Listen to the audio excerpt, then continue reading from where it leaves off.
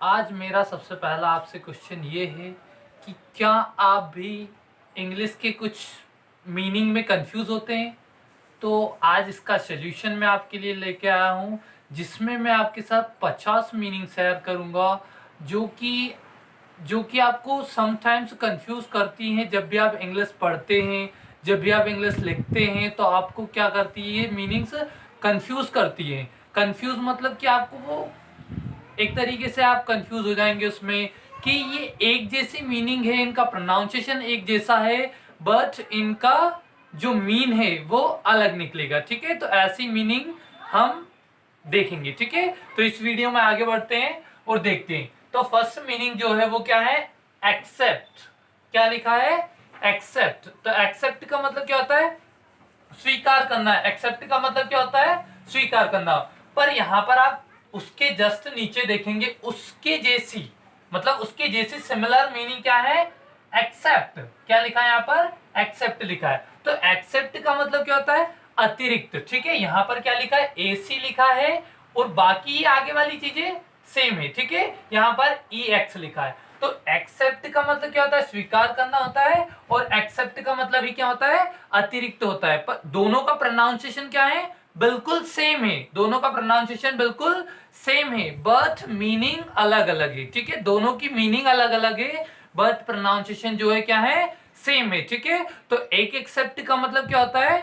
स्वीकार करना। ठीक है, और एक एक्सेप्ट का मतलब क्या होता है? अतिरिक्त। मतलब अतिरिक्त का मतलब आपको समझ में नहीं आ रहा हो, इसका एक और हिंदी मतलब होता है के अलावा। मतलब except you we are going, मतलब आपके अलावा हम जा रहे हैं। ठीक है, मतलब except you we all are going, इस प्रकार से भी बोल सकते हैं। ठीक है, मतलब आपके अलावा हम सब जा रहे हैं। ठीक है, तो एक्सेप्ट का मतलब क्या हुआ? एक का स्वीकार करना, और एक एक्सेप्ट का मतलब क्या हुआ? अतिरिक्त या फिर के अलावा। ठीक है, सेकंड मीनिंग क्या है? एडवाइस। क्या है? एडवाइस। क्या है? एडवाइस। और इसका जो सिमिलर मीनिंग वो क्या है? एडवाइस। क्या है? एडवाइस। देखो यहां पर एक का मतलब लिखा है सलाह देना, और एक का मतलब क्या है? सलाह। देखो इनका मीनिंग क्या होता है, जैसे कि आप अगर सेंटेंस में इनका यूज कर रहे हैं तो कैसे करेंगे इनका यूज?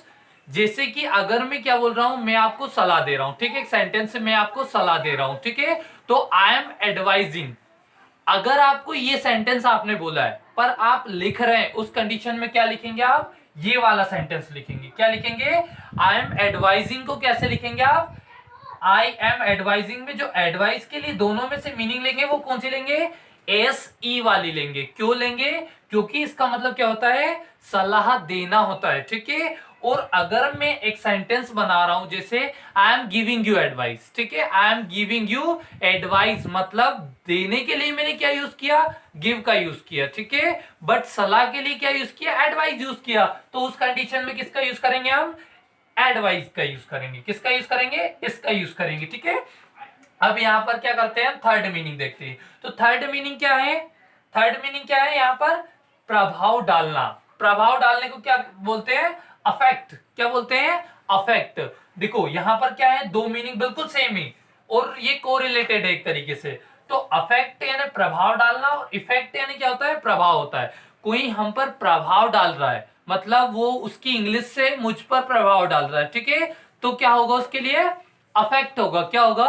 अफेक्ट होगा। ठीक है, बट प्रभाव के लिए क्या बोलते हैं हम? इफेक्ट बोलते हैं। ठीक है, क्या बोलते हैं? इफेक्ट बोलते हैं। ठीक है, तो दो मीनिंग यहां पर भी सेम है। अफेक्ट यानी प्रभाव डालना, और इफेक्ट यानी प्रभाव। ठीक है, तो यहां पर फोर्थ मीनिंग पर चलते हैं। तो फोर्थ मीनिंग का मतलब क्या है? अल्टर। क्या है? अल्टर। अल्टर का मतलब होता है बदलना, और ये क्या है?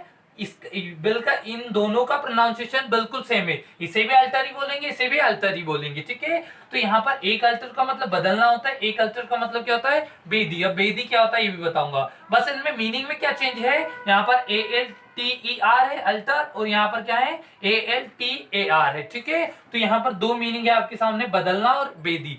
देखो बदलना, आपके घर में जो लाइट आती है वो कौन सी होती है? हम कौन सी लाइट का यूज करते हैं? कौन सा करंट यूज करते हैं? सॉरी, कौन सा करंट यूज करते हैं? एसी। एसी का फुल फॉर्म क्या होता है? Alternating current. कौन सा है? Alternating current. अल्टरनेटिंग का मतलब क्या हुआ? बदलने वाला। तो यहाँ पर वो अल्टरनेट कहाँ से आया, अल्टर कहाँ से आया, वो अल्टरनेट का अल्टर कहाँ से आया, यहीं से। अल्टरनेट क्या होता है, बदलना, ठीक है। तो घर में जो करंट आता है वो क्या रहता है, अल्टरनेटिंग। देखो एसी और डीसी करंट रहते हैं ना, एसी यानी अल्टरनेटिंग करंट और डीसी यानी डायरेक्ट करंट। तो ये अल्टरनेटिंग मतलब बदलने वाला करंट और डीसी यानी डायरेक्ट करंट, ठीक है। अब यहाँ पर अल्टर की जो सेकंड वाला अल्टर है उसकी बात करते हैं। तो अल्टर यानी क्या होता है, बेदी होता है। बेदी का मतलब क्या होता है, जो भगवान या किसी की भी जो मूर्ति होती है उस मूर्ति को क्या बोलते हैं, बेदी बोलते हैं, ठीक है। तो अल्टर का मतलब क्या होता है, बेदी होता है, ठीक है। अब फिफ्थ वाले पे चलते हैं। तो फिफ्थ वाला क्या है, क्या है, अपोजिट।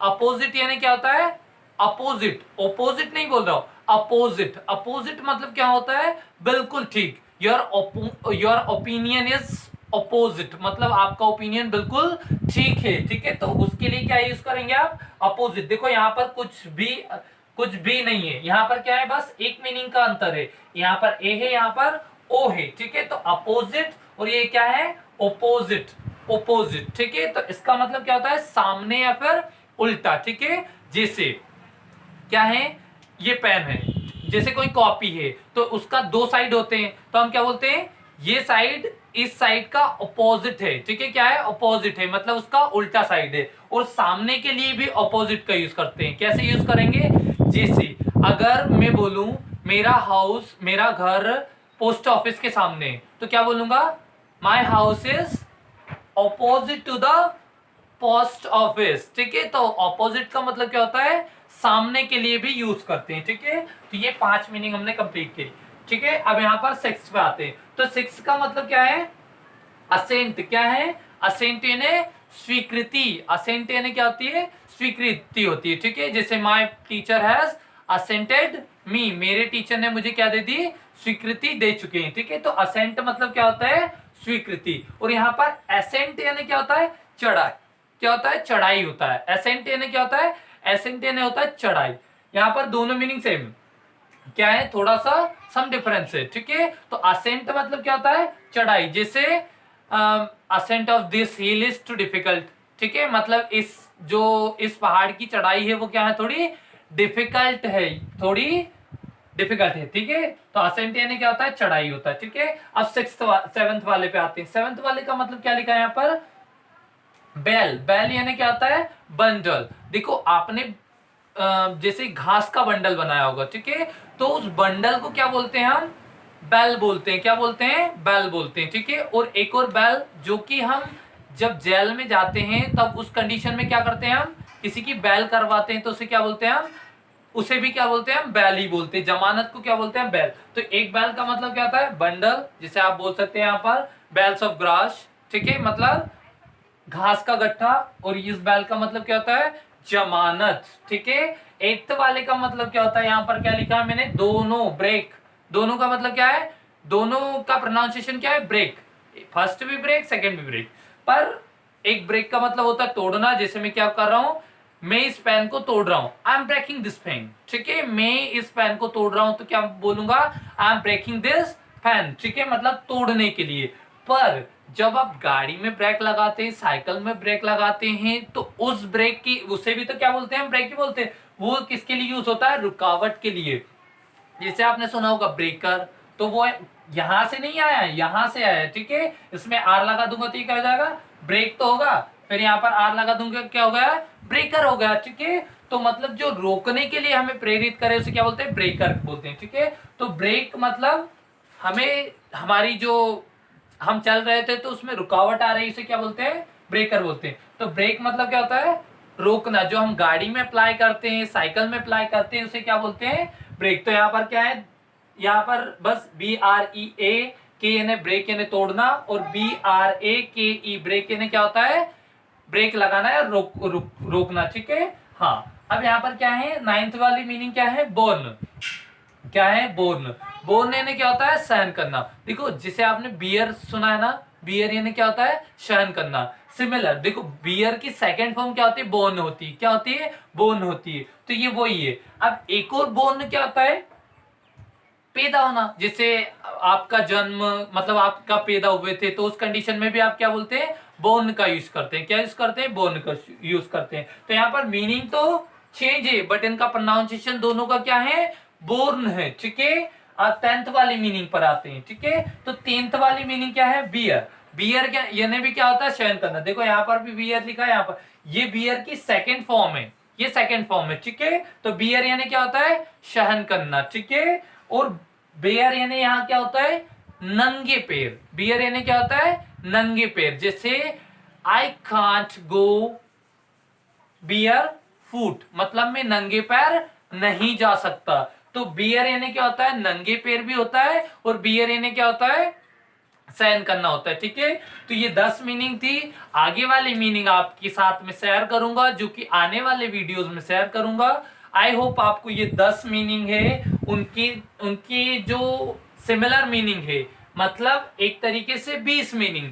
तो 20 मीनिंग हमने क्या है इस वीडियो में सीखी है। ठीक है, तो आपने इस वीडियो को एंजॉय किया होगा। आई होप आपको यहाँ से कुछ सीखने को मिला है। तो please guys subscribe my YouTube channel, like and share. Thank you for watching.